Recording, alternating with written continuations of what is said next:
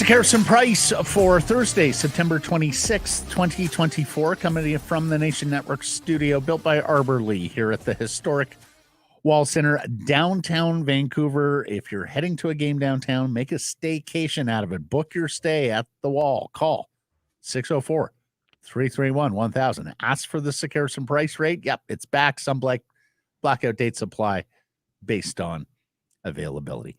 Matt Sakaris with Blake Price. Four-time Juno Award winner Mike Rogerson hitting switches and conducting things. Big show coming up after the Canucks get another preseason victory, this of the comeback variety, over the Calgary Flames in Abbotsford. We'll get to that in a moment as our top story. First, will Daniel Sprong earn a spot in the Canucks top six? Yes or no?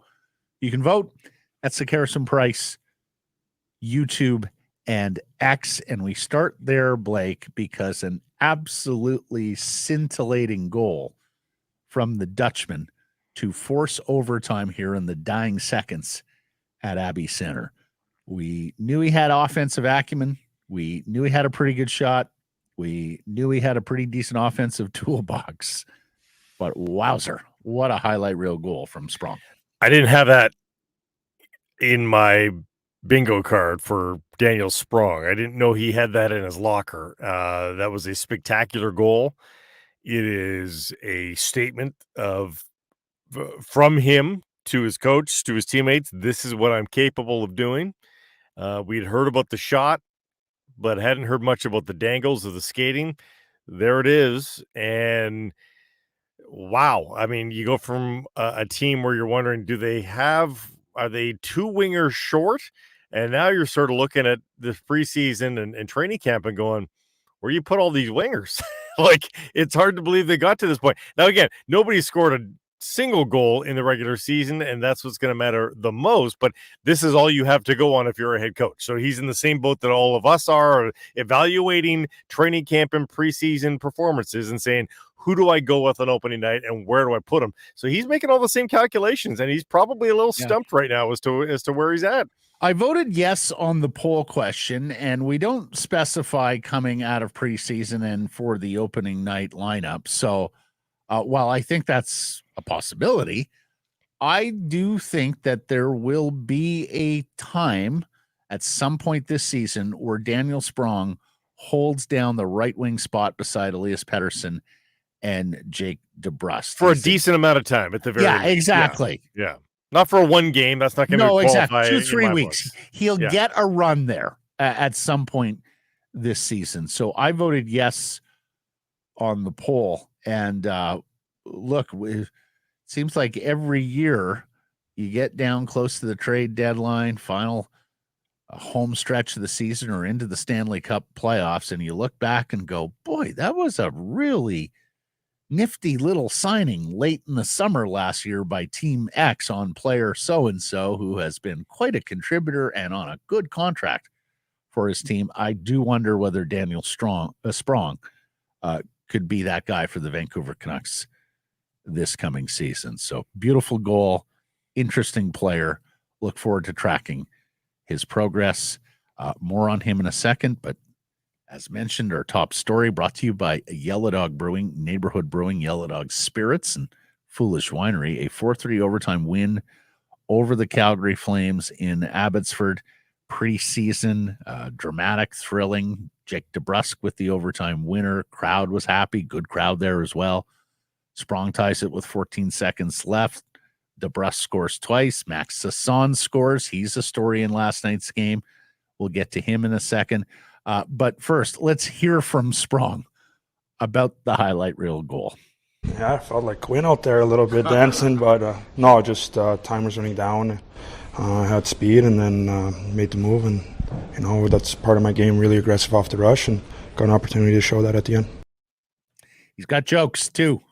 Like, yeah, and I love the fact that he's touting himself on the rush. He knows perhaps the flavor of the month, if you will, in the off season and coming into preseason, that people want to see a little bit more off the rush. So I don't know if that's a conscious campaign that he's waging there, but That's what they're thinking. It's on brand for the coach, and we'll hear more from Tocchet a little later in terms of speed and the way he wants to play this year and create more rush chances. But let's hear from Coach here, his 2 cents on the Sprong goal. Yeah, he's just got that. He's got that knack to do that sort of stuff. He can skate. So we just, there's a lot of things we can work with him to really make him complete. But yeah, that's. That's a hell of a goal. Obviously, that's. We know he can do that.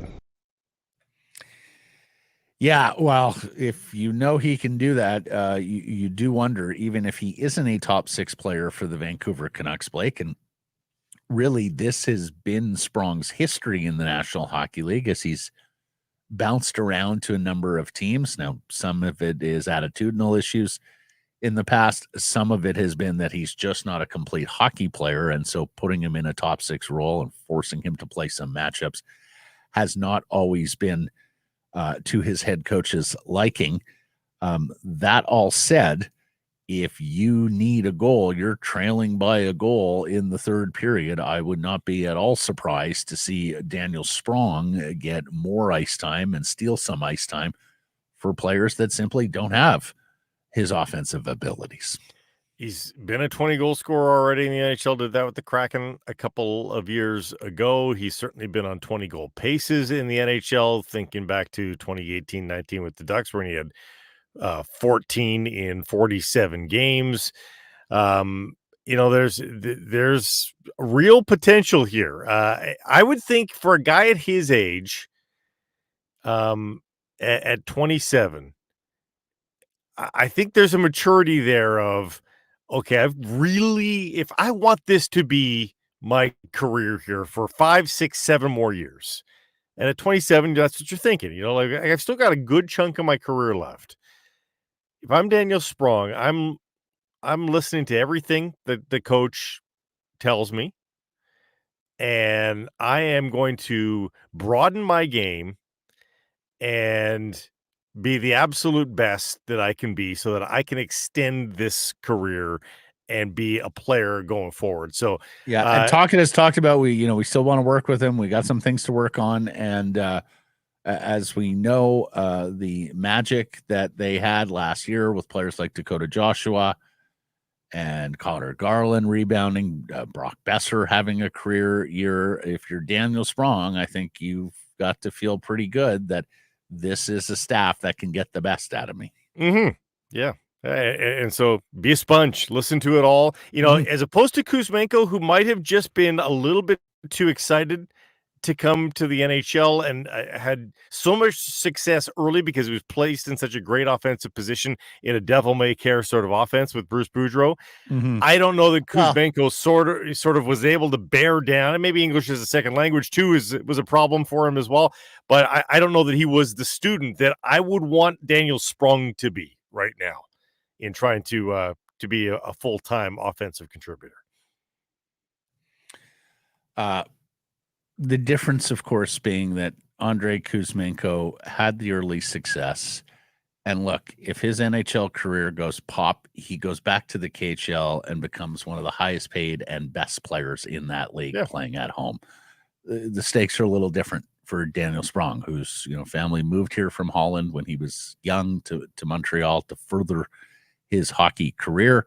I mean, sure, he could go be a European professional if it's not working out in the NHL, but I think from a very early age, the desire here has been to be an NHLer and be a good NHLer who contributes scoring goals and helping the offensive side of whatever team he is on. What is up with our friends at Yellow Dog and Neighborhood this week? Speaking of Europe, Neighborhood Brewing has brought back Oktoberfest Festbier. This German-style Festbier is rich in malts and balanced with German noble hops. Perfect for those Octoberish days. Available in the tasting room and in select locations across BC. I believe Mike Coghill from Yellow Dog has plans to attend Oktoberfest this season. Now, he's got a very busy month ahead, so I don't know that he's necessarily going on this trip, but his family is. He would love to join them. That's what he has told us. And let me just put Munich on notice. You have not seen many like Coghill when it comes to drinking beer. He will keep pace. He founded Yellow Dog Brewery not just as a business concern, but as a personal preference. And boy, is he a good customer of his own product. Yeah, it's one town that I think can keep up with my cocktail. Yeah, well, we shall see. Yeah. Okay, so DeBrusk scores the 2 goals with Pettersson, and he gave Elias Pettersson a lot of credit on one of the goals. Said, one of the best players in the world, one of the world-class player. Elias did not look very good last night outside of that highlight. Blake, I'm here to tell you, I absolutely, categorically refuse to get angsty about Elias Pettersson not looking great in preseason. I'm not going to have it. I'm not here on for tomorrow's show, or if Gafar is sitting on in. But if J-Pat's getting angsty about Elias and how he looked in a preseason game, you've got to cut him off at the pass. The Elias evaluation starts October 9th in the season and home opener against the Calgary Flames, not in the preseason. And frankly, that goes for Quinn Hughes and JT Miller and Brock Boeser as well. I don't much care or put any stock into how those made NHL men, all-stars, look in preseason. Mostly agree. I'll differentiate the other guys that you mentioned and say none of those guys have many question marks on the way that they finished the year. No, but here's the thing. Like, if Elias is out there taking it easy because of this nagging knee injury, that is absolutely the correct course of action. Yeah. You need to push through the knee pain or nagging or what have you, discomfort, inflammation, tendonitis in preseason games. And if that's the case, that's fine. But if he's relatively pain-free right now, I wouldn't mind seeing him engaged for one game. Just I've always said with players, I've always poo-pooed that all preseason doesn't matter. I think a team should have at least one win in the preseason to remember what it feels like to protect the lead late, that sort of thing. Just practice habits with the lead sort of thing late in a game. So I'd like if I'm in charge of a team, I'd like him to win one game at least. And if I'm a player, and there's probably not room for everybody to get a goal in the preseason, particularly now it's down to 6 games. But if I'm a player, I would like to score once in the preseason, just to again, habits. What does this feel like again? Right. This is what that feels like to beat a goaltender in a competitive situation. They're not musts. Fair enough. I prefer them rather than not. Preferences. Yeah. Needs and wants, the differences between them. Many would argue that Kiefer Sherwood was the best Vancouver Canuck front to back last night, and played on a line that looked quite dangerous with Max Sasson and Phil DiGiuseppe. In fact, Sasson scored. We're going to hear from Max in a second here. But first, let's hear from the new Canuck, Kiefer Sherwood, on his effort last night and the result. Yeah, good resilience, just like we drew it up, No, but that's why you play 60 minutes. Found a way, and I felt good to be back out there. Just trying to get the energy and the mind up to game speed. Obviously, we've been competing in camp here and skating a lot, but it's different once you drop that puck in a game. So, felt good. Felt like our line was buzzing and made some good plays, and we're able to read off each other. And on to the next one. A few things here on Kiefer Sherwood. Of course, we all know what kind of a pain in the ass he was for the Canucks in that series against the Nashville Predators last year. I thought of all the Predators, he, on a minute-to-minute basis, might have been the most noticeable guy, given he's playing down lineup and was an effective forechecker, and we know how much Tocchet loves him some forecheckers and shift disturbers. Secondly, J-Pat has penned a piece here for Canucks Army. Sherwood looks to add penalty killing duties to ways he can contribute. It's funny. We would have noticed this and noted this at the time that he signed, but you just think of the profile of the player and think, oh yeah, he's a penalty killer. Well, not as much. And, maybe this has a a lot to do with the depth of forward, the depth of penalty killer that the Nashville Predators have had. As you know, it has been kind of a staple in the history of the Nashville Predators that you take care of your own ice, right? Like that's how they won games, punched above their weight class, and were as competitive as they were for years and years under head coach Barry Trotz. So that it's bred into the DNA of Predators forwards makes some sense. And but here's the thing. Blakey averaged 20 seconds of shorthanded time per game last year. He was the 9th most used penalty killing forward in Nashville. So it's a bigger departure than you might think, given the profile of the player. It was kind of like Jannik Hansen light, if you will, that he would add penalty killing duties. And of course, Patrick Allvin, when he signed, has talked about he's got a pretty good shot, right-handed shot, and that he might factor as the bumper man on power play too. Like, are you telling me the Vancouver Canucks may have found a lowercase all situations forward in Kiefer Sherwood here? Yeah, I mean, I again, back to evaluating preseason offensive contributions, and that's I think we have to see it play out in regular season as to whether or not he's going to be even asked to play in all situations. But we've talked about it at the AHL level. He's absolutely been an offensive contributor. I think they're going to use him primarily in the more safe roles defensively. Yeah, and then once there's success there, stretch him out a little bit, dabble him here or there up the lineup and see what gives. But he's got an interesting mix of talents.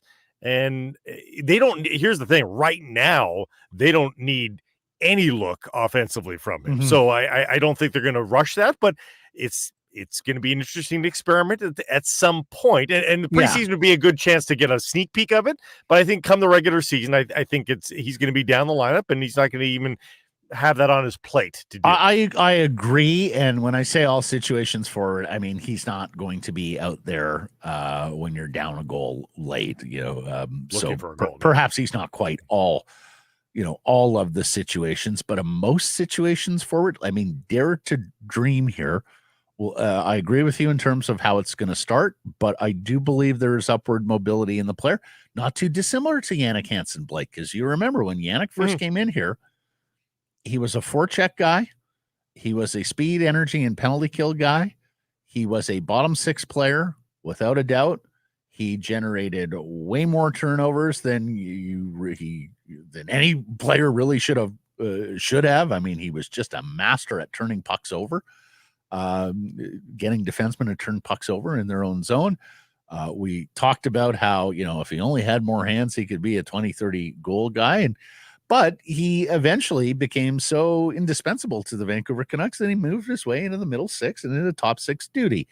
I'd be surprised if Sherwood got there, but I don't think it's out of the conversation, depending on how he progresses this year. And again, the mix here between the profile of player, what he does well, and what Rick Tocchet and this coaching staff is looking for. Also really good to see the game from Max Sasson last night. And I say that for three reasons. First of all, he's one of 6 guys who went back-to-back, and really the other 5 guys, Ratu, Lekkerimäki, Linus Karlsson, Christian Wolanin, and Sammy Blais, they didn't look great. This is an odd time of the year to be playing back-to-back. That's right. You're not stretched out yet. No, exactly. Not stretched out, and it very much looked that way with those 5, including a couple of them in Ratu and Lekkerimäki that we were praising from the Tuesday game and win over the Kraken at Rogers Arena. So Sasson stood out amongst those 6 playing the back-to-back. He stood out after a night where his direct competitor to a roster spot, Aatu Ratu, stood out, right? So he answered whatever Ratu did the previous night. And because he needed a game to join this derby to be the organization's fifth center. If we're going to play Pius Suter down the middle this year, and Tocchet has committed to that, we know Miller and Pettersson will be anchoring the top two lines. We certainly anticipate that Teddy Bluger will be back at some point and in the NHL lineup on a night-to-night basis. So, Nils Aman, Aatu Räty, Max Sasson, who is your next center up? And Max Sasson furthered his bid last night. Let's hear from the young man who says, everything about training camp is getting more comfortable here.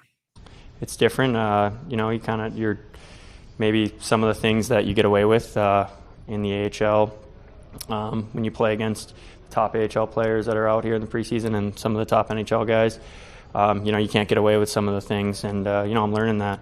But yeah, I thought I felt a lot more comfortable in camp this year, and I thought even the guys, like, I'm talking more with them and feel more comfortable around them. And last night I kind of took what the game gave me, and tonight I felt more like myself, skating with the puck and possessing it a lot more. Again, the older guy, 24, just turned 24 a few weeks back. College free agent, of course. Yeah. Yeah. NHL size, not strapping, but he's 6'1", and he's filled out. So, he's certainly ready to go. Again, you have to differentiate yourself. And I thought Linus Karlsson did with a really nice setup of the Höglander goal, that tic-tac-toe, on Tuesday. Yep. It's not the Sea of Granlands, but the Sea of Oman is a thing too, where just safe. I'm kind of done with just safe. So show me you've got something else.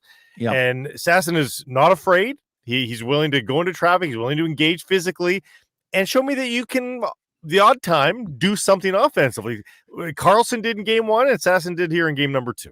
Yeah, and Sasson, look, good on hhim for acknowledging that it's different between the AHL and the NHL, and it's different between preseason and regular season. You're not taking deep bows on a preseason goal, no matter how pretty, no matter how much it may help your individual cause. But the second part of that answer, Blake, I think is quite telling. Like, anybody who has ever tried to play a sport repeatedly ultimately comes to the conclusion that confidence is a really big thing, right? Sure. I mean, particularly on the golf course, man. But in every sport, confidence plays a role.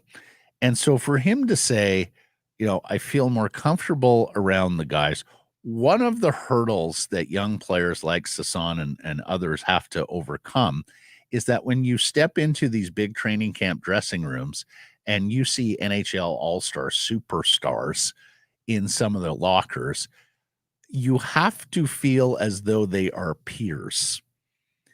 If there's any kind of awestruckness, if there's any kind of, oh my God, like these guys are so good, that creates doubt or lack of confidence, those are hurdles you have to get. So feeling comfortable in the presence of NHL regulars is, it's one of the psychological battles that you have to overcome as a young player. We're going to get to Guillaume Brisebois and Jet Wu here in a moment, because they're on waivers. So anyways, a nice step forward for Sasson as he tries to, because I would argue right now, Blake, that Oman and Räty are ahead of him in the pecking order down the middle at center ice.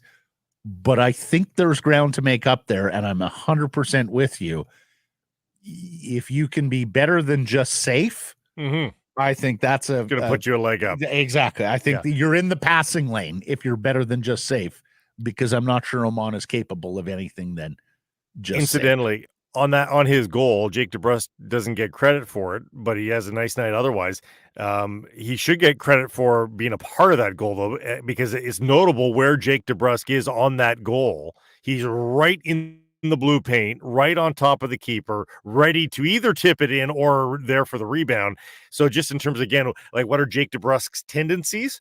Look at him. Tough place to play, right at the top of the crease. Yep. We're going to look at his 2 goals, but look on that one too, because he's a contributor in some way, shape, and form on the Sasson goal too. Yeah. one of the things Karlsson, since you mentioned Karlsson, of course, he played NHL games last year.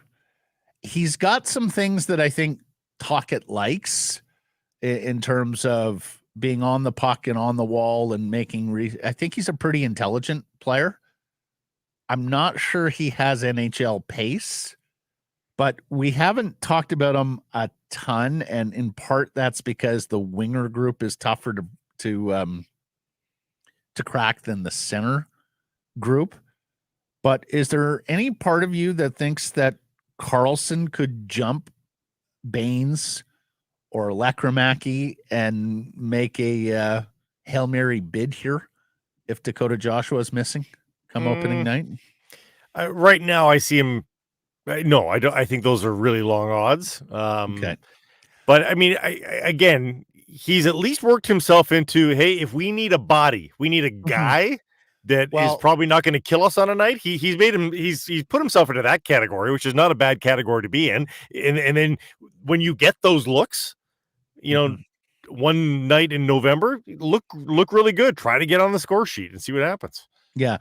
I asked that, Blake, because it's getting late early for PTO Sammy Blais. Yeah. We had talked about that it's difficult for a pugnacious player who part of his brand and part of what he's going to do is be a pest for the opposition, hit guys with purpose.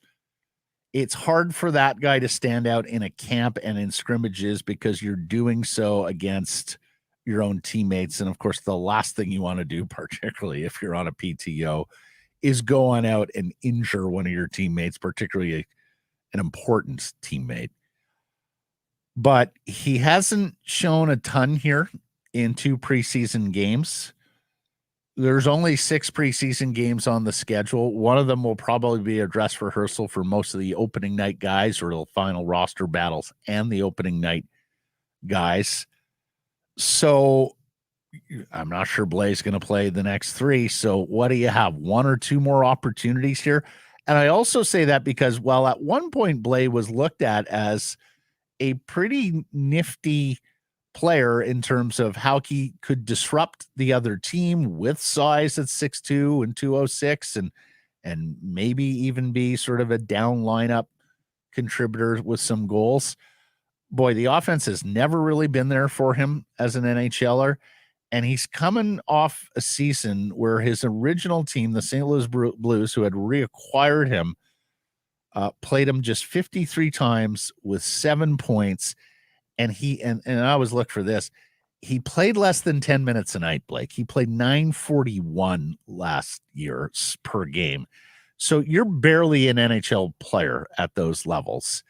And I think if Sammy Blais is got a hope of signing a contract with the Canucks and making the team, he needs to do something here very quickly. And he needs to look a lot better than some of his direct competitors who have already put stakes in the ground in some cases. I'll say that offense is what has made people intrigued about Sammy Blais, because in 3 different chunks with the St. Louis Blues, no, it was there. 20 points in 31 games after coming over from the Rangers with the Blues. I mean, in 22-23, and then going back to his original stint with the Blues in 1920 before the pandemic hit, 13 points in 40 games with 6 goals, 7 assists. So that's a 26-point pace, not the end of the world. And then in the 2021 season, shortened 2021 season, 15 points in 36 games with 8 goals. So you were talking about a 35-point. I mean, that's what has people intrigued, in that he absolutely. No. What do you mean? What do you mean? No, wholeheartedly disagree. What have people intrigued is the physicality. With that, that's the point. There's like a bunch of guys that can bang and rattle, but twice he's shown the St. Louis Blues I can score at a 20-goal pace. Meager rations, though. Meager rations. Do the other seasons. 5 points in 40 games, 7 points last year in 53. That's why he was cut loose by the Rangers. 32 games. Come on. Matt, I'm just saying, the reason why people were high on Blais on a couple of occasions was, ooh, maybe there's offense too, along with the pugnacity.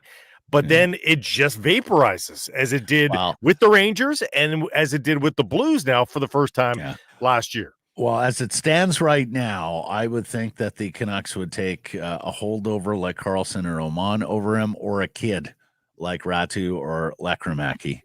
They've got enough guys that they can bring this skill set that unless he's going to show them, I'm going to rattle glass and be a contributor. No, it's not worth it adding another contract to the 50. So let me ask you this, because of course training camp starts, or even before training camp, and we have the drama with Thatcher Demko detailing a obscure, unique injury that people in hockey haven't seen before, and with no timeline. And, you know, as we said, there was a glass half full view on that injury as well, particularly if you're taking the long view of just be ready for the playoffs.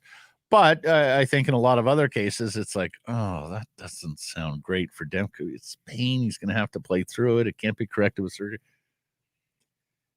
Since that moment, Blake, boy, an awful lot has gone right for them here. They get Kevin Lankinen to secure the crease on an exceptional contract. They have, and also should mention, even before training camp, of course, Dakota Joshua mentioning that diagnosed with testicular cancer and won't be ready for camp. But again, that you can view that as a good news story too, because they caught it. He's in the clear. He's on his way back. Won't be gone long. Yes. Yeah, exactly. Not an extended absence. There has been a lot of things that have gone well for the Canucks. You had a few guys at Young Stars really show out. You've had your two young centermen, Ratu and Sasson, both have flashes that look like, they used their summers. They're better players. You had your first-round pick, Lekramaki, look terrific at several points. You have your de facto starting goaltender, Archer Sheloves, who looked awesome in his preseason debut. You've seen guys like Höglander and Sherwood and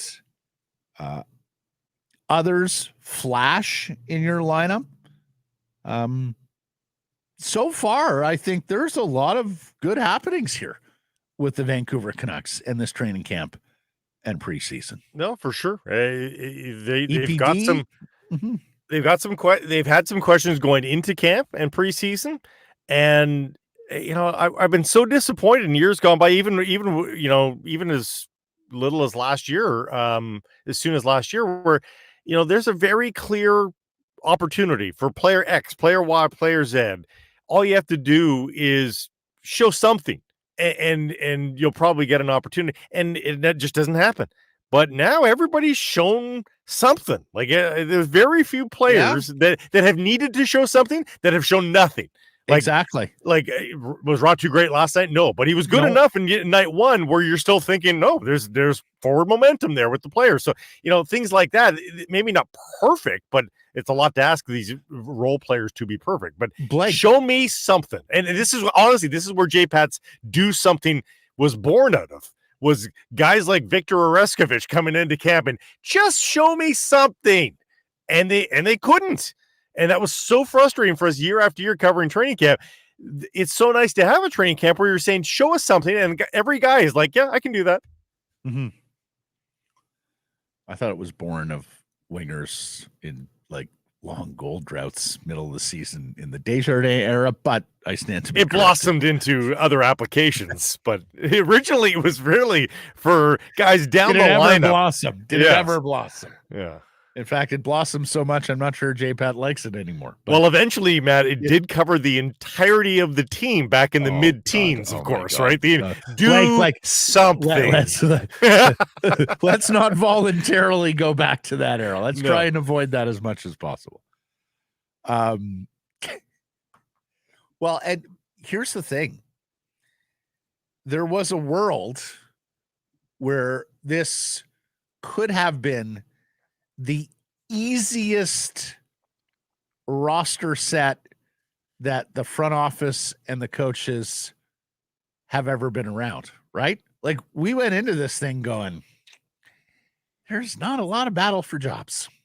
There's some battles for positions within the lineup, but you can pretty much pencil in, if not ink in, the opening 23. And some of these kids have made decisions a little bit more difficult on the coaching staff now. Not done yet. If they fade into wallflowers at this point, then it could, again, become a pretty easy roster setting for the front office and the coaching staff. That's the next test. If they keep pushing here over the next week and the next few preseason games, suddenly you're going to have Tocchet and Yogi and Foote and the coaching staff in a meeting having some pretty good debates about who should be kept and who should be sent down. Yeah, it's one thing to show something. We've asked for that. They've given it. Now is it repeatable? And those that can repeat it, boy, then you start to differentiate yourself. Because that's being a pro, right? It's the consistency. Yeah, that's right. If you can do it once in a blue moon, great, but that's not enough. That's not frequent enough to be playing at the highest level of the sport. If you want to play in the NHL, it's got to be there more often than it isn't. And as we have chronicled here, and Blake, I was thinking of this morning after hearing Tocchet on Team Speed, which we'll play the clip here in a second. I've been covering the Canucks since the 07-08 season, and I know you've been covering them much longer than that. I'm not sure there has been a single team in Canuck history where I've said to myself, wow, these guys can really skate. This is one of the fastest teams in the NHL. And I say that in part because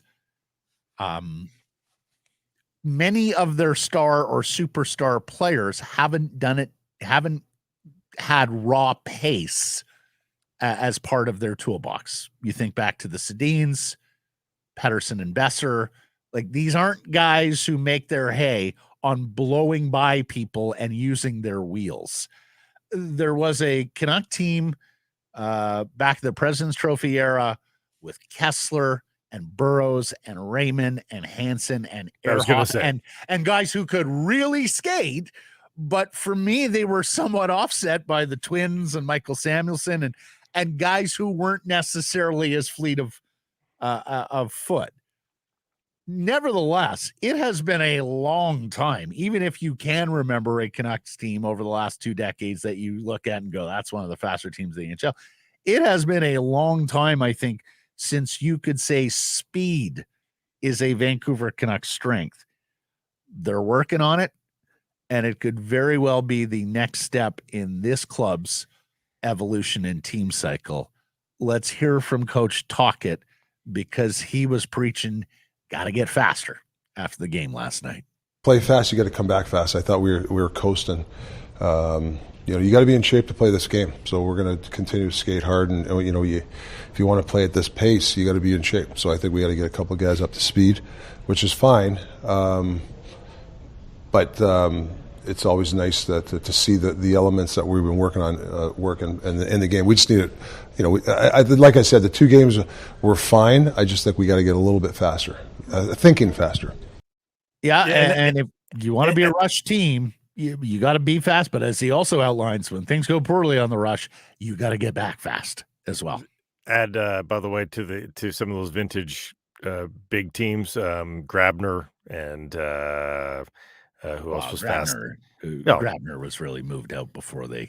Well, before 11, he played 2009, 2010 though with those same guys. But anyhow, the problem with today's game is everybody's fast, and it's actually something I kind of miss of the 90s when, Pavel Bure was like twice as fast as like the 4th line players on some other teams. Like, it was so different then. You had differentiating speed, and there's literally 5 guys in the entire NHL that have that now.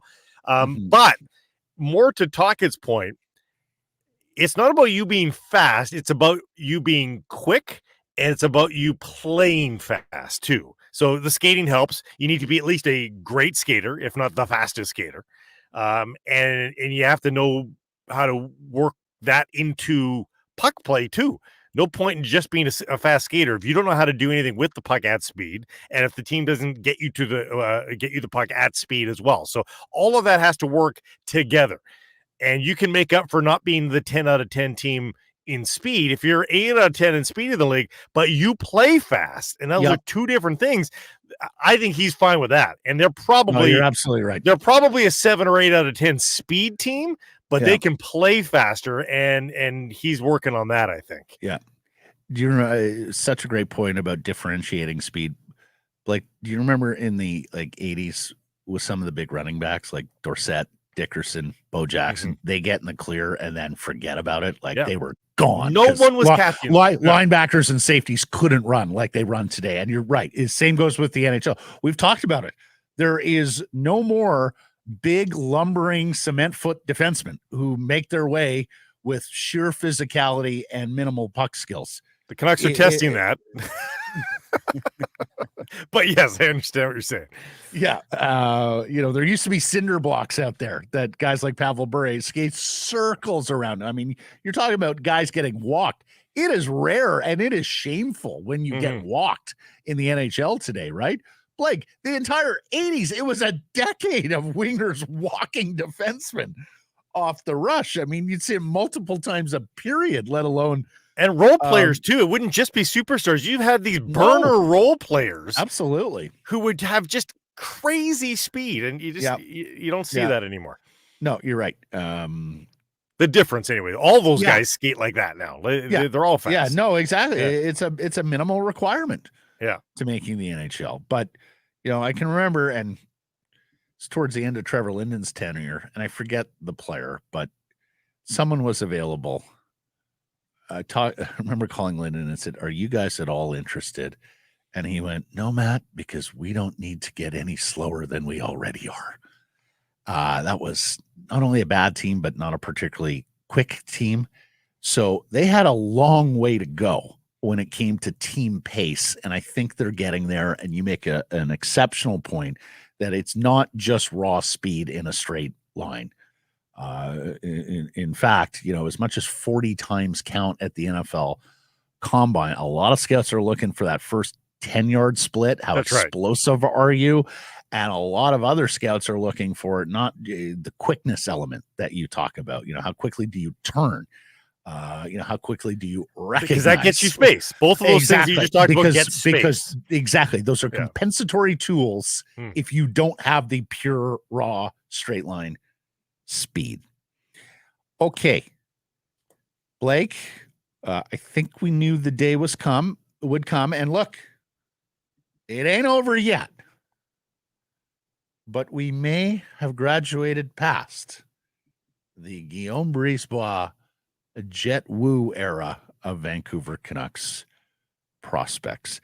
As we all know, Brock Boeser is the longest tenured player on the Vancouver Canucks, because he got to the National Hockey League in 2016, 2017. We all remember that wonderful 9-game stretch he had after coming out of the University of North Dakota. But organizationally speaking, the longest tenured guy is Thatcher Demko. He was a second-round pick in 2014, 1 year before Brock Boeser went in the first round in 2015.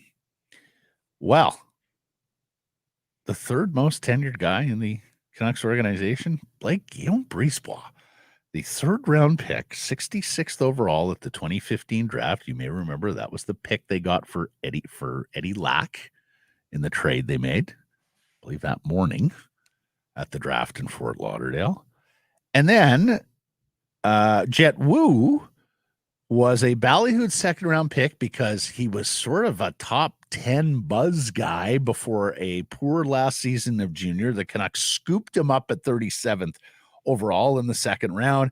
And boy, did we think he was a steal, a right shot defenseman with size and a big blistering shot. And we have been sitting here and discussing these guys. And of course, the previous regime often referred to them as prospects, right? Because, well, they didn't really have a ton of high-end prospects.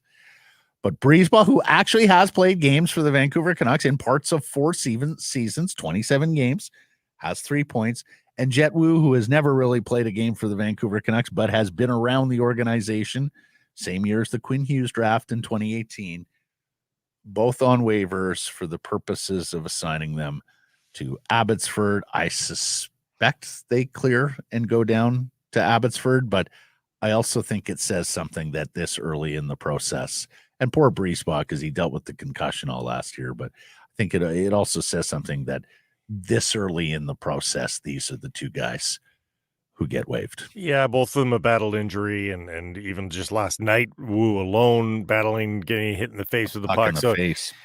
He did come back, so I think he is, hockey healthy at the very least and ready to play. But I don't suspect either of them gets claimed because of that in particular. I saw Dave Hall was still opining that he thinks Wu is still an option for the Canucks should injuries decimate them, that he has still made strides, that he still had a good year last year, but he's 24 now, Jet Wu. So he's on the right side of 25. Guillaume Brisebois is now 27 years old. Is he really? Wow. Is that not incredible? Is that not absolutely incredible, Blake? Because here's the other thing. He was drafted at 17, Blake, because he's a July birthday. Right. So, or was he 2015? No, he might have been 18. 2015. 9 years ago. Yeah. So he was 18, my bad. But he's 27 years old now. Honestly, this is a player they used to put they grow up so fast. The exciting future, including Guillaume Brisebois. Anyways, yeah, and I hear Dave, but the other thing here now, Blake, they are likely never will be's. And I think you've got to make time and opportunity for guys who are still could be's at the HL level with Abby. I don't think you want to sacrifice any time on ice for guys like Kudryavtsev and Elias Pettersson, the defenseman, and young guys who could very well either be NHLers or be future call-ups or be staples of your minor league team. I don't think you want to shortchange them any ice time to continue looking at guys like Jet Wu and Guillaume Brisebois. Yeah, you can't have you can't risk a journeyman blocking the development of somebody else if you think that guy is topped out. And I think there's enough evidence to suggest both of these players have probably come close to reaching their ceilings. Then you need to see if somebody can pass them on the depth chart. That's something I really hope Manny Malhotra understands. I think Manny is a really sharp hockey mind. I do worry a little bit, though, particularly when guys get the big whistle, the head coaching whistle for the first time. That's about winning and resume padding and things like that, and running it as though it was an NHL team. I really hope that was clearly communicated, and I really hope that Manny fully embraces what the role is and what the role isn't. And what the role is you're trying to develop young players and turn them into National Hockey Leaguers. You are not trying to set the AHL record for winning percentage. This is something the baseball guys are 100% crystal on, like Brett Lavallee and with the Vancouver Canadians, and anybody who works at the minor league level understands what the job is. It's more explicit for them than it has been. It is. Yeah. Well, because there's more levels of it, right? Yeah. And because,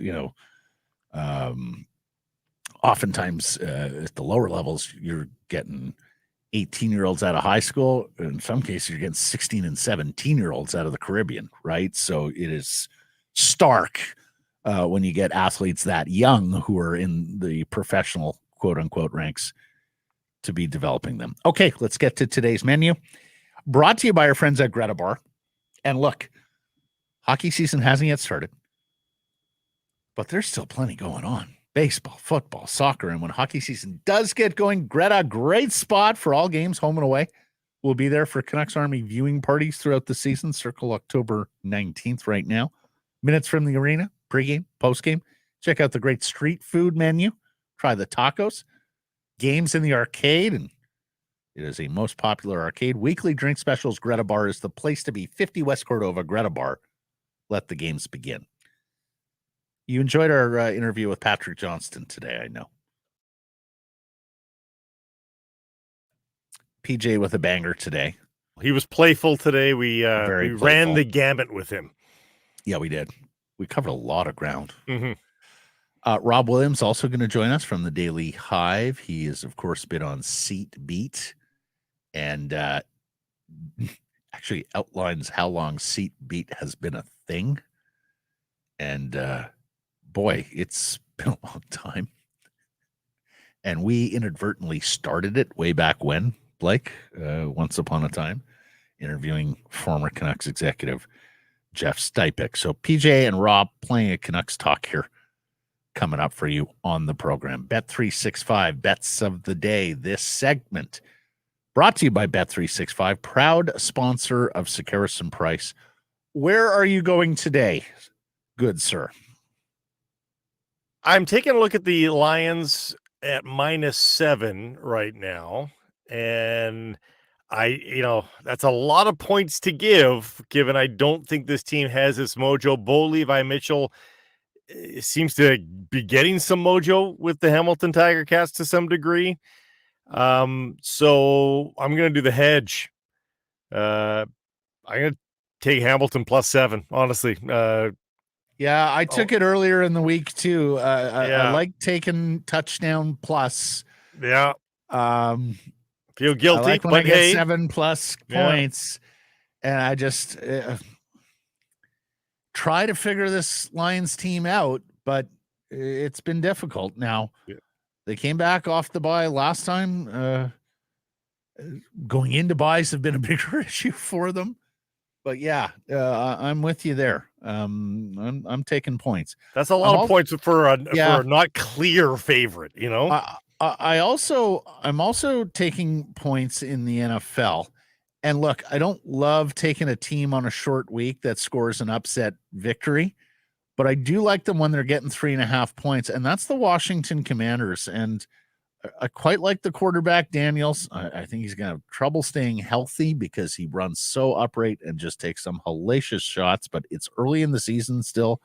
They got their mojo going on Monday Night Football against Cincinnati, and I'm just stuck with the vision of watching that Arizona Cardinals team last week against Detroit get opportunity after opportunity after opportunity to get a score and get back in the game and just fail so miserably in the second half. Their star tight end, Trey McBride's in the concussion protocol. They had a key defensive lineman, a run stopper, do a knee this week. He's out for the year.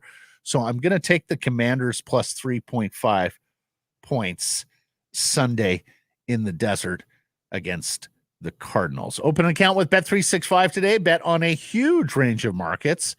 So whatever the sport, whatever the moment, it's never ordinary at Bet365. Use code VANBONUS when opening that account. Patrick Johnston of the Province and Post Media coming up next. In a season like this, you never want to miss a single second of what's happening on the ice, and you want to be around your fellow fans, right? Well, Greta Bar YVR at 50 West Cordova, the perfect spot to do so. Hey, if you've got tickets, a great place to pre and post. They've got drink specials every single day. And if you don't have tickets, well, stick around and soak up the atmosphere with all your fellow fans, play all the great video games and air hockey, great air hockey set up as well at Greta Bar YVR. We'll see you there, 50 West Cordova. Karis Price from the historic Wall Center. This next guest, a presentation of the Vancouver Canadians, thanking Seas fans for another great season at the Nat this summer. Look at the Seas fan right there. He's nodding his head. He's like, I had fun there. No, he every time I ask, he wants to come to the games. He comes to our events there. One of these days, I got to get you guys, my buddy Tom Chipman, who has the front row seats by the on-deck circle. 4 seats. I'll get you guys. We'll sit down there. They bring you the food. They bring you the beer. I don't know what the club's called anymore, but it's great. And then there's you guys. Is he the mouthy one who's always okay? Because there's a mouthy guy that sits down by the visitors on deck, and then there's a guy across. I don't know what they're doing because they're of course switching dugouts for next year. They're doing a lot of work for next year. A lot of things. Yeah. And if you're unfamiliar, this was part of the deal several years ago when the major leagues contracted the minor leagues and said, okay, those that remain are going to have to be up to snuff in terms of stadium facilities. And so that's why you're getting the new building down the right field line. Anyways, if you're looking to guarantee your seats for all the action in 2025, visit CanadiansBaseball.com or call 604-872-5232, or just slide into Patrick's DMs and maybe he's got some That's right. Yes. I can hook you up. I'll tell you who to talk to. Well, you talked to Tocchet yesterday at UBC. Speaking of which. And he was interesting as always. And big rugby guy. Turns out. He warms your heart, huh? Oh, yeah. No, I mean, one of those days. Everyone was going out Abbotsford. Wasn't dealing with the Abbotsford game directly. Coos was out there. So I went to UBC, and there was, to my surprise, Rick skating around with his guys. What guys? Wait, just everybody who wasn't playing Miller in Abbotsford? Miller, Boeser, anybody who wasn't playing last So night. Miller was skating. Okay, that's good. Oh, yeah, I had a nice chat with JT. I mean, this is kind of where it comes out of, talking culture. And how do you guys get to, you had good stuff happening last year. How do you repeat that? And inevitably end up talking to the coach about that. And Tocchet is a guy who looks at everything. He mentioned, visiting NFL camps and out of nowhere mentions the All Blacks. And I'm like, wait, what? And Chris Faber's the only other guy out there. His head just goes, oh God. Yeah, wrong guy to say this to. Yeah. Bro, are you a rugby guy? So it turns out Rick had this. Yeah, Rick played. He actually played rugby in high school. I don't quite know. I mean, he started for the Sioux, but I guess playing rugby in the fall, or I don't know when or in the spring. I don't know when he would have done this. Surprised they greenlit that, but okay. But it was, back in the day, he did everything. Yeah. And Rick says, well, I played till I was 18, then obviously I became a professional hockey player. Oh my goodness. And I was like, oh, I guess so. But you look at Rick, I mean, the guy would have been a number 8. What a beast. Oh. The great untapped Canadian rugby player, Rick Tocchet. And honestly, my nose is already broken, so why not? Hey. Honestly, though, I think you could show Tocchet's mug to pros in just about any sport, and they would say, that's a football player. That's a rugby player. That's a hockey player. That's a, go on down the line. Imagine Rick as a middle linebacker. Holy smokes. For sure. In the Butkus Nitschke for sure vein. Yeah, no, of course. Okay. So what else did Coach tell you apart from charming you with his rugby bona fides? I mean, there was the culture discussion. I asked him about Demko. He said, no, still no timeline. Listen, he said 10 to 12 good. We're looking at days. We talk about days. He's had many consecutive days, 10 to 12 good days. We're feeling good, but they still don't want to, really put the pressure on him to have this is when he's going to be back. And I mean, the mood is relatively upbeat, feeling good about, I asked him about Jonathan Lekkerimäki, and I said, obviously we know the kid can score, but what are you looking for? And he brought up a play he made Tuesday night in a breakout. I don't know if this kid really has a chance, but they're certainly very happy with where he is and how he's progressing. And very high again on Niels Höglander, hyped up his fitness. Okay. And you're looking at guys and how you're going to, especially, we don't know necessarily when Dakota Joshua returns, but in the near term, certainly clearly a roster opportunity for someone, and how you build your roster without Dakota Joshua on it for the time being. There are some interesting questions, where you put people. Everyone's instinct obviously was put Heinen with Miller and Boeser, but I think you could understand why people might have been thinking about putting Joshua there. Well, he's not there, and he's certainly not going to be with Garland and Suter or however else that line shakes out. So where do you put Höglander? Where do you give Lekkerimäki a look right off the top? These are all certainly interesting questions. And I think Tocchet, has last spring, I went back and thought about this when Brett Boeser gets hurt and it's game 7 against Edmonton. And he brought up, maybe we'll play Lekkerimäki. He said, I don't know really anything about the kid. And I think coming into training camp, he was still intrigued. He didn't really know. He wanted to see him in person. And now he knows a little bit about him. And it's clear the way he's talking about him that the high hopes I think I first heard from Jim Rutherford are now bleeding into the head coach. I'm not, like I said, I don't know if he'll start the season, but it's not impossible. I think it's a non-zero chance now. I want to get into what we saw last night. Just one thing on Demko. Yeah. What do you think, what I'm unclear on, what are they looking for before they give him a green light? Are they looking weeks on end of no pain, weeks on minimal pain. What do you think what are they looking for here? Well, as I understand it, similar to I think what Kevin Woodley said, there's this very weird little muscle that mostly doesn't count. You ask any sort of my buddy had an orthopedic surgeon said, "Oh, that muscle doesn't even count. That doesn't do anything." Yeah, I mean, and on its own, from what I understand, it usually that's a muscle that gets damaged because there's been like ACL or PCL damage. Like on its own is why it's so rare. And there are case examples. There are rugby players and soccer players, and I believe a downhill skier who've dealt with this from what people I've talked to. But it's not it's not a pain threshold thing. It's not necessarily a functionality thing. I think it's just. So what is it? I guess because of think about the way when he heard it, right? He slams into the post and basically, I guess, does that in the back. I mean, that's me guessing, but does something enough that goes, oh, that's weird. And it's just a weird feeling. And I think it's just more than anything. First of all, there was obviously some kind of muscle damage. I mean, that's what Demko himself said. So it's about letting the muscle heal. It's a weird muscle that doesn't really do anything like for most of us. I don't think we ever even feel it because we're walking and running and whatever. But you're playing goalie in these weird ways. You're contorting your legs. I just guess it. Maybe you feel it. It's like I said. It's not a pain threshold thing. I've been told. It's just getting through it. And okay.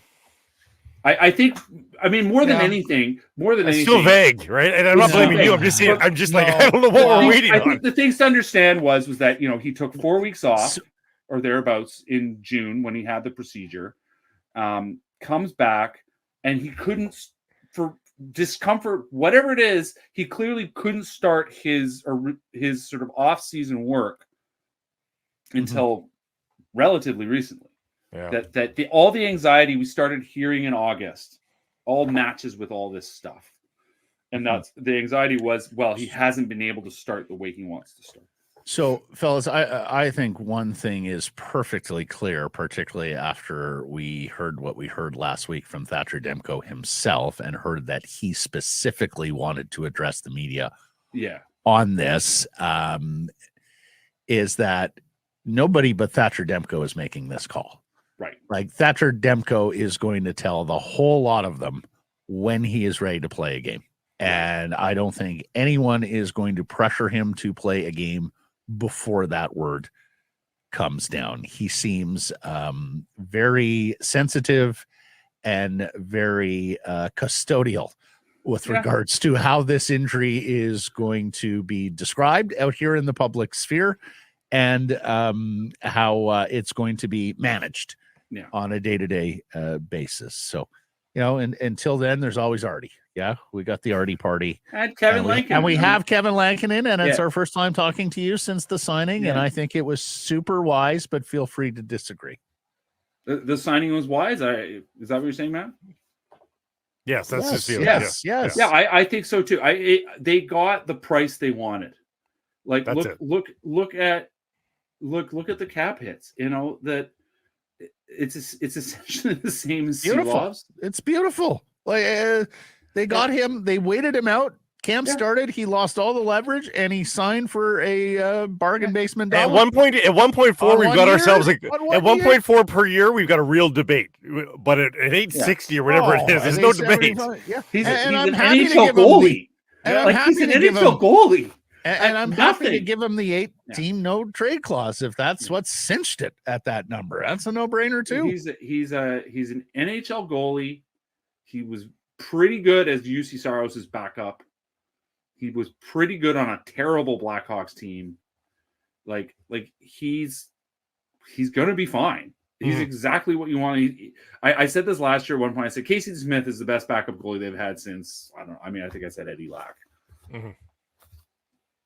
Kevin Lankinen's probably. I was certainly going to be better than Casey DeSmith was. He's the best backup goaltender they've had since it could be since Thatcher Demko. Well, it depends how you feel about Thatcher Demko's 1 year as Jacob Markstrom's backup. He was an heir apparent. Well, he was the backup, but he was an heir apparent. Yes, but how he actually played that season was not great. but until the playoffs, and sure. Yeah. Okay. But anyway, the point is that this is a quality, consistent goalie who found himself in a weird spot in the market this summer. I guess overvalued his worth. And other teams, and the way the goalie market did structure out. I mean, that was on his side of things. Clearly, they were waiting to see how things were going to shake out. I mean, Detroit has 4 goalies on NHL contracts. John Gibson still hasn't been traded. Like there were variables in the market that they were, I think, curious to see how they were going to shake out. But in the end, the opportunity to play here, I mean, overrode all that. The chance to make more money possibly somewhere else. In the end, you couldn't wait any longer. And as you said, the Canucks won that one, and they're better for it. Moving along. And can we all agree, because I know we like the phrase since Botchford gifted it to us all those years ago, drunk on. But when it comes to Daniel Sprong, can we say sprung on Sprong? Like just for the oration and the alliteration of it. The market sprung on Sprong when he signed because of the goals per minute and the offensive game that's there. From JPAT and everyone else reporting at training camp, like the shots got some pop. Like this guy is an NHL level shooter. Yeah. And then he goes out and scores a beautiful goal to tie Bro did his deeks to borrow another one, right? Oh, exactly. Doing his deeks. Yeah. So we're asking on our poll question today, Peach. Do you think he'll earn a spot in the Canucks top 6? And I would preface it by saying we don't necessarily mean straight out of camp and preseason here and in the opening 2 weeks of the season, but at any point during this year, do you think he'll hold down a top 6 role for this team? It's all about can they help him understand all the bits and pieces that I guess Andrei Kuzmenko couldn't.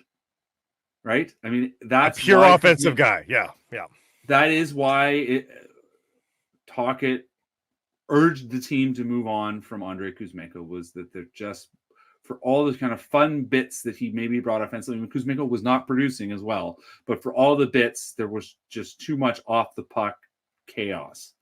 And that has been the knock on Sprong. Why a guy who has that top? I mean, that's the best.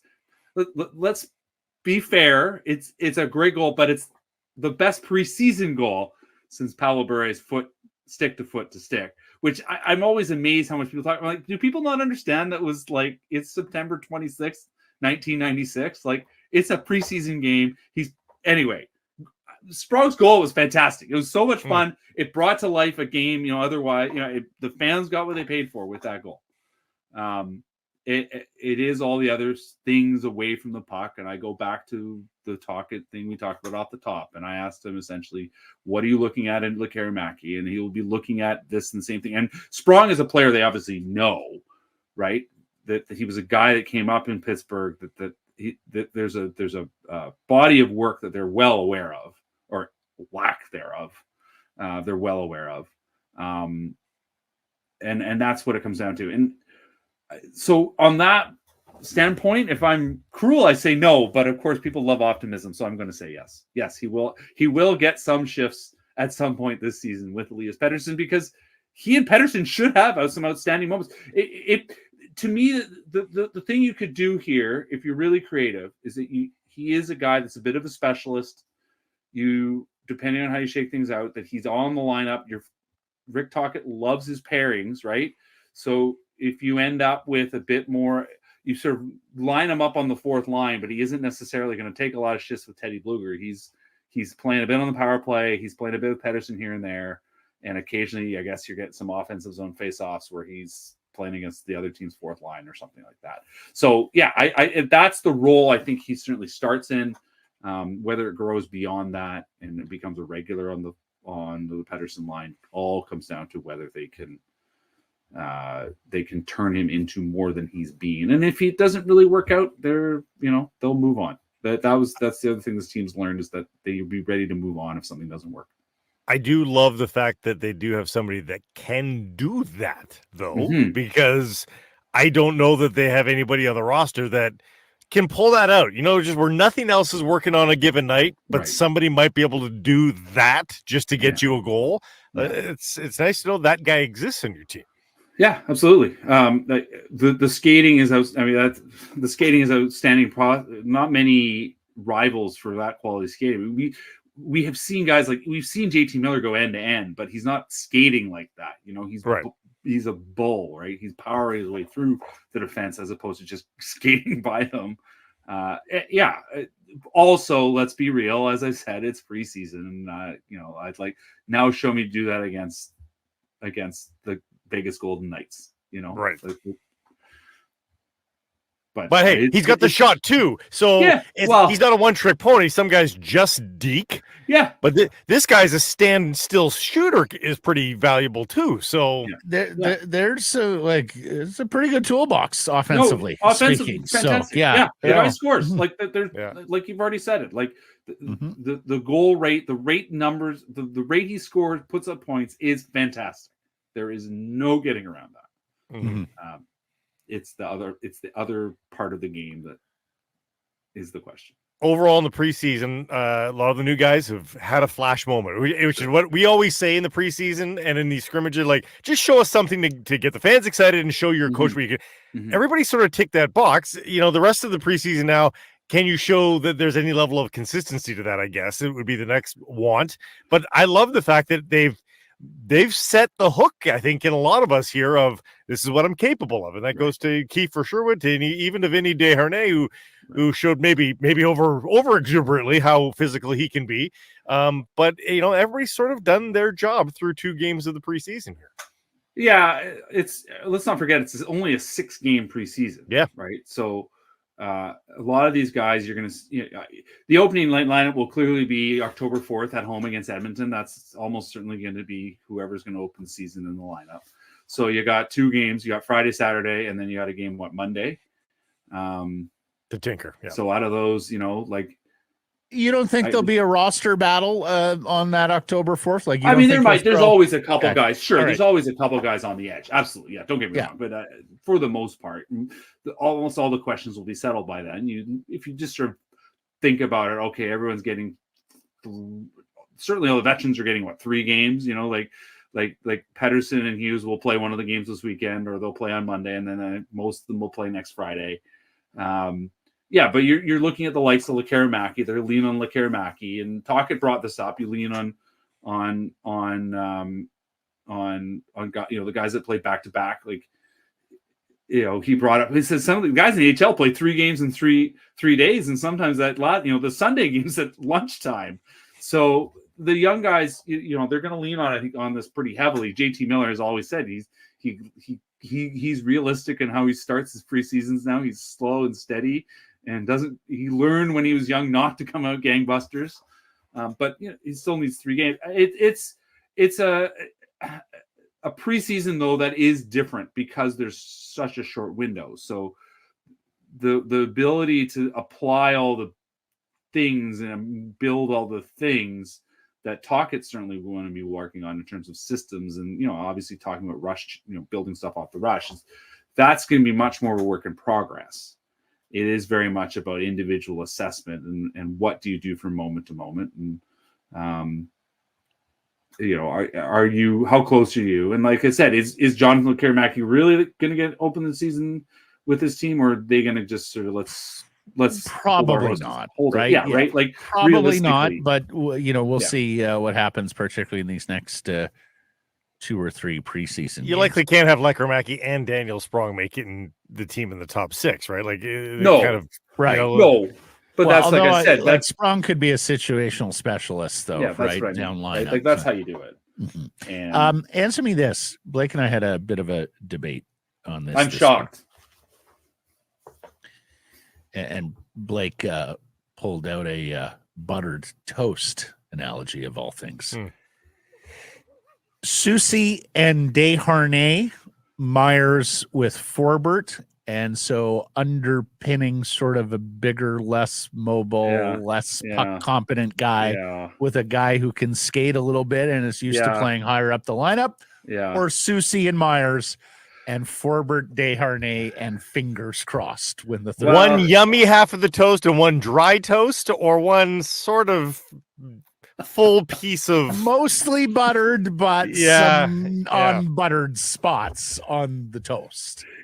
Can I, just before we move on, can we, if we go with Hughes Ronick, I mean, is that honey toast? Is that that's honey toast? Yeah. Honey and butter. That's cinnamon sugar toast. Like, what are we talking about here? That's French toast, baby. French toast. Okay. Good French toast too. Not the crappy burnt stuff, but the crafted artisanal French toast. Realistically, Tyler Myers should be on your third pair. So that means on a great team, yes, but that's But the Soucy Myers pairing played pretty well last year. It's hard to imagine them going away from that. Soucy, to me, was much better than we anticipated. And I'm choosing that word as opposed to expected. We anticipated I don't think we recognized that he'd be quite as dynamic as he proved to be. But he's also not truly a number 3. Right, but I think you end up with the way that dynamic works. I can see them going together. I mean, I think they're gonna. That's partly why I think the Hronek chatter with splitting Hughes Hronek up, although clearly Quinn Hughes doesn't think much of the idea. No, I think that is partly why there's been that noise. But then I don't know who you really play with Quinn Hughes. So, like I said last week, like the forwards I think are fun. To me the questions are on the blue line. Because Forbort Desharnais is going to be not very mobile. No. And so there's a very specific way to use those guys. Even slotting in Noel Juleson, right? Like Noel Juleson is presumably your number 7. Not the best. It's not the best. No. It's an obvious need. And if they are really going to try to accrue cap space, it's the obvious place they would probably like to add a player down the stretch. I did barn burner in Calgary today, and I told them they're coming for Rasmus Andersson, baby. After 2 trades last year with the Flames for Lindholm and Zadorov, they are emptying the cupboard for Rasmus Andersson by the trade deadline. So go out and bone up on Lekkerimäki and Wielander because one or both of those guys will be Calgary Flames prospects. Nils Höglander, maybe. Who knows? Nils Höglander as well. Does the ghost of Sven Berchi come the other way in that trade as well? I reminded them. Sven Berchi is what procured you Rasmus Andersson. He should have been a Canuck if not for Jim Betting letting Brian Burke out of jail with Sven Berchi, a guy who he had sewered in the market publicly, and somehow it was one of the first signs, Patrick. These guys might not know what they're doing. They just gave up a pretty good pick for a player who was days away from being released. He's a hell of a guy, though. Sven was nice. Great guy. Like Sven Great guy. Yeah, I thought, I think he probably last time we talked better, to him, though, he was so bitter. But I mean, I get it. No, okay. He got treated badly here in the end. Well, everybody got treated badly here because it was a dysfunctional, horrible organization for a good part of the time that Sven was here. This will do that, yeah. Thank you for this, Patrick. On that note, see ya. The Vancouver Canadians are back at the Nat. Catch fireworks, giveaways, and Friday nooners all spring and summer long. Get your tickets at CanadiansBaseball.com. Some price from the historic Wall Center. Our poll question: will Daniel Sprong earn a spot in the Canucks top 6? Yes or no? You can vote at the Sekerson Price YouTube and X channels. Pleased to have back this week. He had a great vacation this summer. Of course, last week we had his deputy, Noah, from training camp. But Rob Williams, Rob the Hockey Guy, the national sports editor of the Daily Hive and its Offside Sports vertical. How are you, my friend? Long time no see. I'm back. Yeah. Yeah, I'm excited. I went and saw, I didn't get to see Messi play this year, but I got to see Ronaldo score his 900th goal for Portugal playing against Croatia in Lisbon. Did you really? Had a great time. Yeah, it was awesome. Look at you. Good for you. Rob, the gallivanting European soccer guy. It was a Crystal Palace match? Yeah, it was Crystal Palace. And yeah, that was my first Premier League match. That was a really cool atmosphere. We were at an old 100-year-old stadium. It was like stepping back in time, you guys. Like they don't have any, at least this Selhurst Stadium, like they don't. No amenities.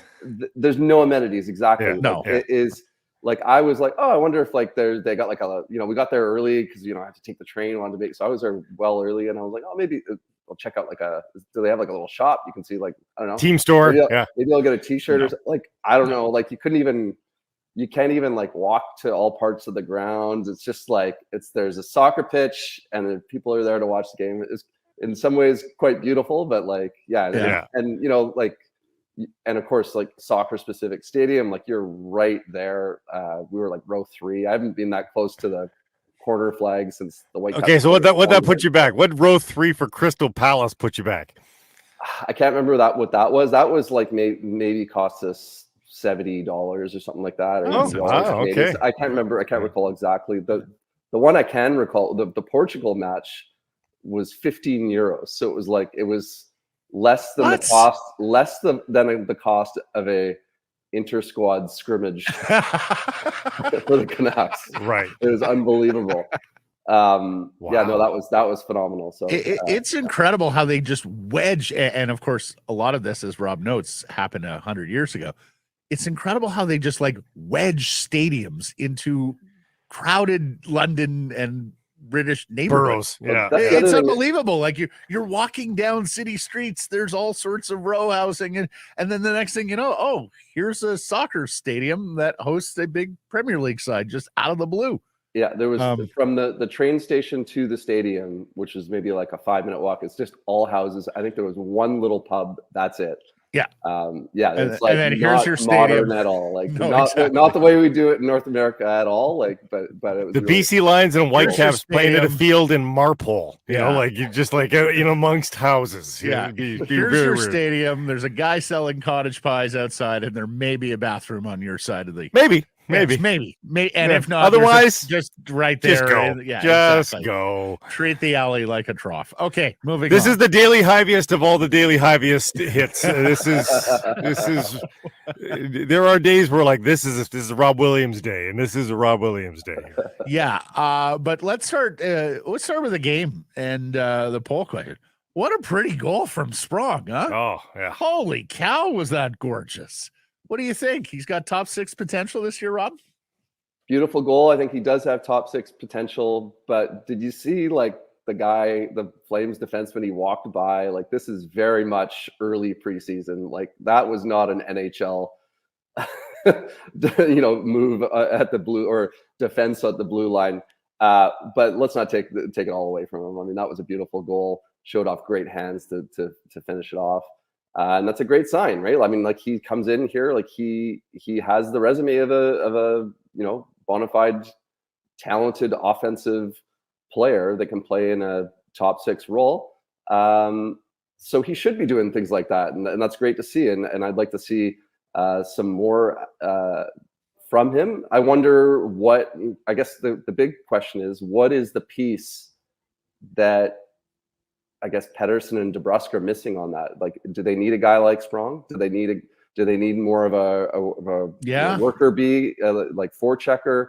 And same question I would say for Miller and Boeser. Like, is a Sprong type? Is that the guy you want there, or is he more well suited to being in kind of a offensive minded third line role with Pius Suter or somebody centering it? So it'll be interesting to see, and I think they've certainly got options going into the year. I've said this before. Sprong with Miller and Boeser could be problematic because I think you're going to ask them to play matchup minutes. So I think I want someone on that other wing who's got a better defensive posture. But Sprong with Pettersson and DeBrusk is something we've kicked around, and it's interesting because a right shot, right? And you probably want a right shot there. Maybe that's Garland, maybe that's Sherwood, although but the ability to score goals, and like his goals per minute in the NHL is fantastic. So, if Tocchet is committed to more goals, more rush chances, more offensive creativity, and I've said before, I am very curious. We know Höglander can play there. We know he can score some goals there, but I am really curious to see what Sprong with DeBrusk and Petey could look like. Don't you feel like Sprong kind of went under until last night, kind of went under the radar a little bit? I feel like Well, people had him pegged as that, though. I think people had him as an under the radar guy. Yeah, right? because he was a later free agent signing. I think he got a lot of buzz when he first signed with the Canucks, but that's not the worst shout, Rob. I mean, since then, I think it's died down a little bit, and you score a goal like that, and needless to say, you're going to be on the tips of hey, even the previous administration guys, the late free agent, Thomas Suter. Vanek, Suter.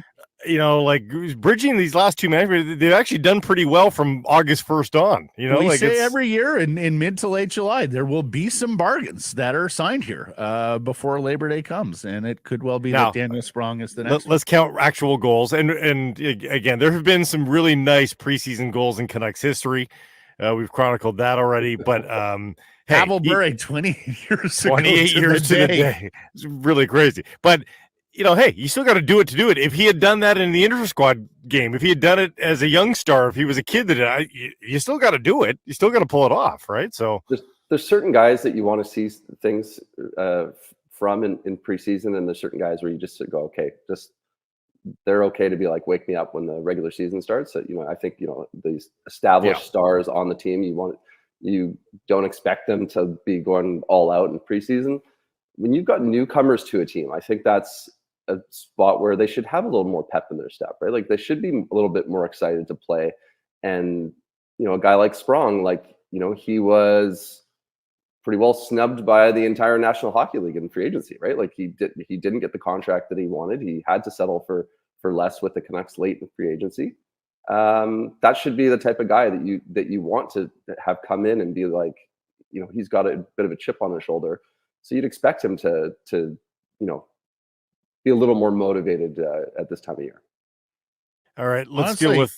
Well, before we get to CP, I just honestly, Rob, like a lot of things are going well here for them. Like the reviews in training camp, the way some of the kids looked in the first preseason game, the way some of the newcomers looked in the second preseason game. Injured Vezina Trophy Canada goalie, but yes, I hear you. Other stuff has been going well. No, honestly, I would argue that right now she loves looked great in the first game, so they get Lankin in on a cheap deal. So I don't know. I would argue things are turning up pretty rosy right now for the Vancouver Canucks, and of course, if you're a season ticket subscriber and you're accustomed to that awful maroon seat that is low on padding and not exactly up to modern arena standards, Rob, we have news on SeatBeat. Guys, I wrote my first seat-related story more than 6 years ago. It was a story that it was because of the Sakaris and Price show. The Sakaris and Price show kicked off the seat story. We're flattered. We're honored. When Jeff Stipek came on and said that he came on and out of nowhere he said that they were gonna, you know, that it was sort of in the, you know, it was on their radar of replacing the seats. Nobody in the market was talking about the seats at that time. I didn't even make that my headline. Like that wasn't like show-stopping news. But in 6 years, it has gone from like now the team needs to put out a press release. Like they put out multiple press releases now on the status of the seats. It's taken on a whole life of its own, but people care about this stuff, and we are going to finally get the new seats. Of course, they sent out a press release in March that said that they were going to replace the seats over the next 2 summers. Summer came and went. There was nothing. Everyone was wondering what was going on. They've now said 2025 is the year. It's going to be in place before the start of next season. The wording was interesting, I thought, in the press release that they were going to start replacing the seats in 2025. So does that mean like All-Star break, they're going to start replacing a section? I don't know. 4 nations face off. Yeah, absolutely. Yeah. So I could see that perhaps being the case. I don't know. How long does it take to replace, you know, however many seats are left to be converted? You know, is it like 17,000 seats they got left to change them? It's a lot. The big news, they're going to have cup holders. We saw the prototype of the cup holders. They're going to be different than the cup holders that you see in the club section right now. So it's not on the armrest. It's going to be on the back of the seat in front of you. So I saw a few people responding to me on Twitter saying like, that's a terrible spot. Like there's already criticism for the new cup holders. Well, yeah, long hair in your beer. Yeah, I heard that one too. Yeah, hair in the beer. So, stay tuned for that. So maybe once the new seats are installed, we'll still have seat related content to share with everybody. But seat B. To combat the hair in the beer, though, the other nuance I took note of, they're taller seats. Yes. So maybe, somebody with long hair, the hair will go in front of the seat because it comes up higher rather than going behind the seat, correct? Yeah. Taller seats. We have the seat manufacturer was named in the press release. I know their work. Just great work. I do wonder, has any NHL team ever had to release like the seat manufacturer like in a press release? It might be an all NHL but serial first. Numbers. Yeah, it might be an NHL first, but the people demand it, so I totally get it. Oh my god! Oh yeah, the AZ6-5. That is a wonderful model. Oh, everybody's favorite stadium seating. Now, what's inside the cup holder? Hair in my beer because I'm crying for you, dear. Sorry, Blake. What's inside the cup holder is also news as Molson Coors gets in. What was your feedback on that? We didn't actually troll for any feedback ourselves on that. What did you get? Were people nonplussed by this? Did they care? What did you think? I think a lot of people were like, they're replacing one bad beer for another bad beer. That's sort of, meh, who cares? Same. Some people, I don't know. I mean, I think there's maybe varied opinions on it, but it is interesting. Like they've now matched BC Place across the street was Budweiser, and they've now switched to Molson Coors, and now Rogers Arena is doing the same. And of course, this is not just, it's not just Molson Canadian and Budweiser. It has, of course, Molson Coors owns many different brands of alcoholic beverages. So you're going to see different seltzers and they've got a whole lineup of different beers and drinks that. Correct me if I'm wrong, though. That craft corner with all the that's still going to be there, right? And that had lots of different kinds of beer. No. Yeah, I do. Yeah, I'm not up to date on that one. Yeah, no. It said in the press release, Heineken and Hop Valley will be available, but at that craft corner, there was way more than just 4 or 5 beers. But so like Molson Coors owns Granville Island Brewing, so you'll see a bunch of like they said that Granville Island Brewing was going to be the craft beer of Rogers Arena. So some of these like sub brands, I'm not always certain. Like, are they owned by the big brand, or is this like a small? Do they have room for any small independents? I mean our friends at Yellow Dog were pouring there. We should catch up and see what the status is. But no, you're right. When the craft beer craze hit, the big brewers certainly took notice and went ahead and bought them up and left the branding all up there. Because there was an affinity for local and there was an affinity for craft, small batch, and small batch, and the big brewers all knew that wasn't them. Changes on the Sportsnet intermission panel, Rob. Yeah, so I think people that tuned in to the first preseason game noticed that Landon Ferraro was on the panel with Murph and Sat, and so that's not like a one-off for preseason. Like, he's going to be a regular this season. A Sportsnet spokesperson confirmed to me yesterday. Also learning that Ian McIntyre it looks like he's not going to be on the panel this year, at least not for the home games. So that's he's been a fixture there for many years. So it's gonna the intermission panel is gonna look a little bit different this season. And just change for change sake there, do you think, or what do you think is up with that?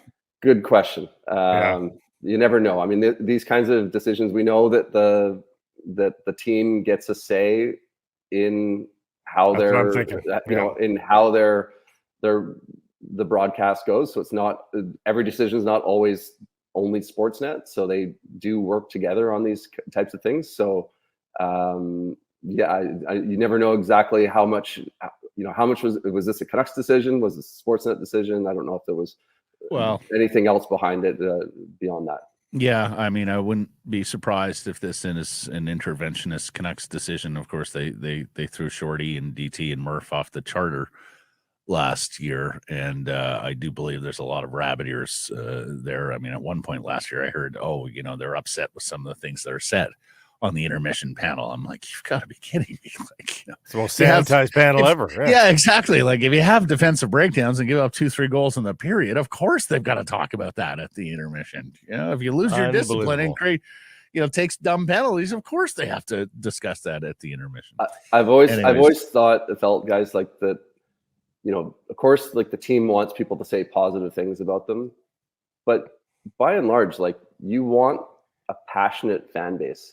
You don't want, like when things are going poorly, you want fans to be upset. You want them to feel something. And I think that's like what's Ed Willis's new book is like, the Never Boring. Like that's sort of, I think that's what you want with your team. I mean, you don't want like, you don't want people freaking out about everything, of course, but I think you do want people freaking out a little bit when their team's not going well, right? Yes. Like it's all about having the passion for your team. And I think that if you have you don't ever want your broadcasters to be just so vanilla that they don't want to say anything. Well, and if you're Sportsnet too, don't you want like a conversation? Two sides of a conversation is what's great for your ratings. Sanitized pablum is not going to bring in any more people. But if you got people in a good conversation about two sides, that's why political television looks like it does, is to create two sides. And in sports, if you create two sides, that's what brings people to the barn, to your station. I just don't know why they would allow that to happen on their watch. But I guess the NHL team ultimately, has the final say in all this. So that's strange. Anyway, I mean, I'm sure Landon will do a good job as well, but yeah. And let's hope he's not afraid to say some things because, I want to hear him break down the game. I don't necessarily want to hear him just talk about how great the Canucks are, particularly if the Canucks aren't great. Rob, fresh out of time. Thank you for this, my dude. Welcome back. We will catch up next week. Sounds great. Thanks, guys. The Vancouver Canadians are back at the net. Catch fireworks, giveaways, and Friday nooners all spring and summer long. Get your tickets at CanadiansBaseball.com. Some price from the Historic Wall Center. You can text us 778-402-9680. Email live at securesomeprice.com. Well, they did it. They did it again for a third year running. Vancouver Whitecaps FC are your Voyager Cup Canadian champions, the three-time defending reigning champions of Canada. Of course, this means they will make their way to the CONCACAF Champions Cup in 2025. It also means bragging rights over Toronto FC, Montreal Impact, and other sides. They did so in penalties dramatically. Blake, I was very glad you reminded us that penalties came directly after the 90 minutes at BC Place. And quite frankly, they did very well to get this result because the opening 20 minutes was a lot of TFC. I mean, Bernadeschi has a chance within seconds of this match starting. They have another glorious chance early on and then get a penalty that young Isaac Boeser saves. And boy, I thought the roof was going to lift off BC Place had Fafa Pico been able to convert on the incredible counter after that PK save. Oh, God, if that had happened, my goodness, it would have been a sequence for the ages. Yeah, but Isaac Boeser won the Canadian Championship. He was very gracious. He was very gracious to share it with the rest of this team, but it was not a three-peat. The Whitecaps won the first two. Isaac Boeser won the third, and he's just sharing it with the Whitecaps. Well, Matt, the halftime possession stats were 72% in favor of TSC for possession, and that was after a nice 20 minutes to end the half for the Whitecaps. So it would have been, I think after 20-25 minutes, I neglected to look at that moment. I'm going to guess it might have begun with a 9. Like it might have been 90-10 possession through 20 minutes. I was sitting there on press row with Simon Fudge, and he said, they got to get just a little bit of the ball here. Like they have none of the ball through the opening. It was the worst match of the season, Matt. Well, it was it really was. Like going back to the win against San Jose week Saturday, and Vanny was so effusive in his praise and said, like, outside of a couple of matches, I feel like we've been the better team, or at least equal in every game we've played this year. And then they go out and get blitzed by Galaxy on Saturday and then come back and put that effort forward. I was like, oh my God, like, give Herdman credit. Like, TFC came to play. It's a long way to come for a single cup match when, of course, they're trying to make the MLS playoffs in the East, and that's a dogfight. But give them credit. Like, their guys came to play yesterday, and you're absolutely right about Boeser, who wins the Canadian of the match and the man of the match. Also give credit to Herdman too, by the way, and we like to poke him in the wake of the drone scandal a little bit here. But TFC watched right till the trophy was raised. They stayed on the pitch and watched throughout. They took their lumps there at the end and showed some respect for the Whitecaps. And that would have been a really tough pill to swallow, given they were the better team on the judges' cards by a wide margin. Oh, by a wide margin. Yeah. A wide margin. Now, Vanny called a spade a spade. He said, it's great that we won. I'm happy we won. And we've said this in hockey for ages, Matt. You don't apologize for good goaltending. They're part of the team. Yep. But he said, there's going to be some takeaways for this team, though, too. Like, this doesn't all of a sudden make you think that they played amazing. He knows they didn't. And I think you could throw out the Galaxy because of the rotational squad, but going back to the draw on the road before that in Austin, right? They weren't that great in that match either. So they need to find their form here. Yeah, it's for sure. An important stretch here.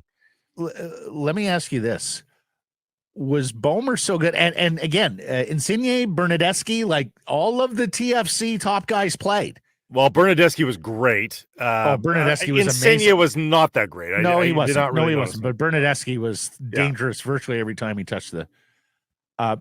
Did Boeser, pride of Penticton, did Boeser do so well that you are considering, if you're Sartini, playing him in one of these matches down the stretch? He may have done that, and that's an interesting debate for sure. The more interesting debate is the position going forward. I think I echo a lot of the sentiment. I like Yohei Takaoka. I don't love Yohei Takaoka. I don't think he's had his moments, but I can't remember a stretch in his Caps career where we talk about him with the reverence like we did Max Crepeau. Remember that one year where we're like, oh my God, Max Crepeau, where he wore a cape. He wore a cape. Exactly. I don't remember sort of a Superman stretch from Takaoka where I felt like he's a foundational part of the team. I've watched moments. I've watched Boeser for a long time. I've watched Boeser for a long time, and I've always said he casts the same shadow for me as Max Crepeau. He appears in goal to me in the same body type and the same athleticism as Max Crepeau. I don't know if he'll be as good as Max, but he reminds me of him. And the way that he makes those saves, he looks like Max Crepeau. 6'2", 185. He'll be 23 next month. So that is a really young, and there is a lot of untapped potential there. I mean, soccer keepers can play really late, right? So can you lean on Max, or can you lean on Isaac Boeser here? Yeah. As a starting keeper in MLS. I mean, I would be tempted. I don't think you go to him necessarily next match, but maybe you do. Put it this way. Like he will not be the keeper of record come the playoffs. So maybe you learn a whole lot more about the equation if Takaoka is up to the task in the playoffs. Yeah. Because the 10 guys in front of him could pretty good. Even if you can think back to an MLS time when the Caps had a better starting 11, do they have the depth that they have now? I'm not sure that's ever been the case. So this is pretty much as good as it has gotten from a talent perspective for Whitecaps FC.